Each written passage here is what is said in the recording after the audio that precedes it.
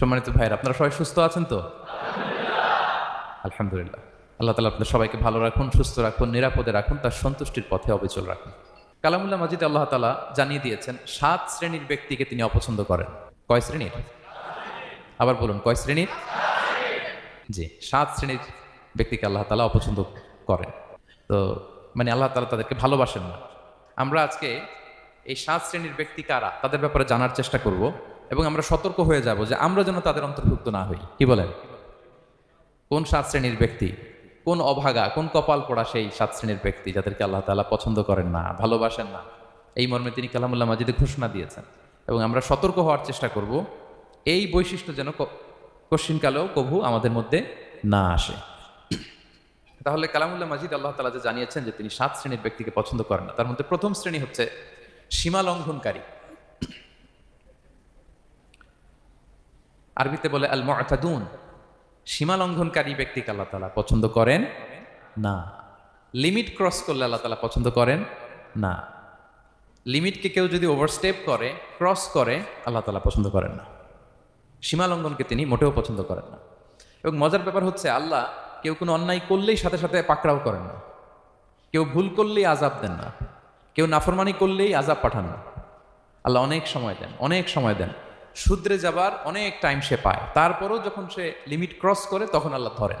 আল্লাহ সব সময় ধরে না, ধরলে ছাড়ে না। ধরে ধরে ধরে না, ধরলে আল্লাহ ছাড়ে না। আল্লাহ সব সময় ধরবেন। এবং যে সমস্ত জাতিগোষ্ঠীকে এই পৃথিবীতে আল্লাহ তাআলা আযাব দিয়ে ধ্বংস করেছেন, তাদের স্টোরি যদি আমরা খেয়াল করি, আমরা দেখব যে তাদেরকে আল্লাহ অনেক সুযোগ দিয়েছেন ভালো হওয়ার, শুধরে যাওয়ার। কিন্তু তারা আল্লাহর আদেশ অমান্য করতে করতে করতে করতে যখন লিমিট ক্রস করে ফেলছে, একটা সবকিছুর একটা লিমিট থাকে, কি বলেন? We all should know all limits. আপনাকে জানতে হবে যে আপনি কতটুকু পর্যন্ত করতে পারবেন, কতটুকু আপনার সীমানা। You should know your limit. এই লিমিটটা আপনার জানতে হবে। তারা যখন লিমিট ক্রস করেছে আল্লাহ আযাব দিয়েছে। আপনারা সামুদ জাতির নাম শুনেছেন? তাদের কাছে আল্লাহ তাআলা একজন নবী পাঠিয়েছিলেন, নাম হচ্ছে সালেহ আলাইহিস সালাম। আল্লাহ নবী সালেহ আলাইহিস সালাম, তিনি তাদেরকে দাওয়াত দিলেন যে হে আমার জাতিগোষ্ঠীর লোকেরা, এক আল্লাহর ইবাদত করো। তারা অবাধ্য হলো। তিনি সত্যের পথে আহ্বান করলেন, তারা এই কথা শুনলো না। একটার পর একটা আল্লাহর পায়গাম আসে, তারা অবাধ্য হয়, তারা অবাধ্য হয়, তারা আল্লাহ তাআলার আদেশকে মানে না। সবশেষে সামুদ গোত্র, তারা আবার খুব শক্তিশালী ছিল। তারা পাহাড় কেটে আর্কিটেকচার করে, ডিজাইন করে কিভাবে আবাসন তৈরি করতে হয় পাহাড়ি এলাকায়, মাউন্টেইন এলাকায় কিভাবে আবাসন তৈরি করতে হয়, এটার ব্যাপারে এক্সপার্ট ছিল। কিন্তু তারা সালেহ আলাইহিস সালামকে বলল, সালেহ তুমি পাগল, তুমি জাদুকর, তুমি যে আল্লাহর কথা বলছো আমরা মানবো এক শর্তে। যদি এই পাহাড়ের ভেতর থেকে 10 মাস গর্ভধারিণী একটা উট যদি বের করে আনতে পারো, এমন একটা শি ক্যামেল উট যদি বের করে আনতে পারো, যেই ওটের পেটের ভেতরে একটা বাচ্চা থাকবে এবং ওটটা পাহাড় থেকে বের হয়েই বাচ্চা ভূমিষ্ঠ করবে, এরপরে ওটের দুধ যেন আমরা খেতে পারি, তুমি যদি এটা দেখাইতে পারো তাইলে বুঝবো তুমি সত্য নবী। দোয়া করলেন, আল্লাহ আমার এই জাতি সামুদ, তারা তো চেয়েছে যে পাথর ভেতর থেকে যদি একটা উট বেরোয়, ওর যদি বাচ্চা দেয় আর দুধ দেয়, তাহলে তারা তোমাকে মেনে নেবে। আল্লাহ তুমি মেহেরবানি করে এই মিরাকেল, এই মুআজিজা তুমি তাদের দেখিয়ে দাও। আল্লাহ তাআলা দোয়া কবুল করলেন। হাজার হাজার মানুষের সামনে চাক্ষুষ দিবালোকের মুহূর্তে পাথর ভেঙে একটা উট বেরিয়ে এলো বিশাল আকৃতির, এবং 10 মাস গর্ভধারিণী উট, সাথে সাথে এই উট বেরিয়ে বাচ্চা প্রসব করলো, এবং সাথে সাথে এই ওলান থেকে উটের দুধ বেরোতে লাগলো।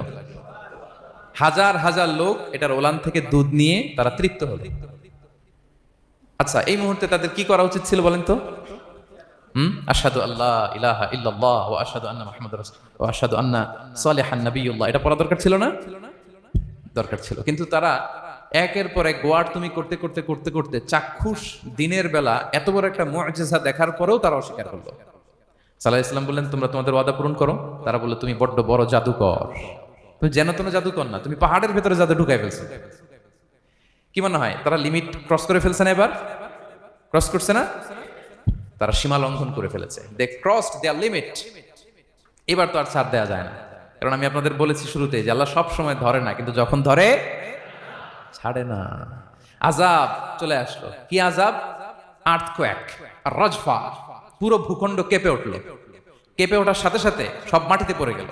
2 নাম্বার আসলো সাউন্ড ওয়েভ, শব্দ নিনাদ, প্রচন্ড শব্দ তরঙ্গ। জিব্রাইল আলাইহিস সালাম ওই এলাকার উপরে এসে এমন জোরে এক চিৎকার মারলেন, ওই চিৎকারে সামুদ গোত্রের প্রতিটি লোক কানের পর্দা ফেটে মুহূর্তের মধ্যে লাশ হয়ে জমিনে পড়ে রইল। Because they cross their limit, তারা তাদের লিমিট ক্রস করেছে। আর যারা লিমিট ক্রস করে, যারা সীমা লঙ্ঘন করে, তাদেরকে আল্লাহ তাআলা পছন্দ করেন না। আপনারা লূত আলাইহিস সালামের নাম শুনেছেন?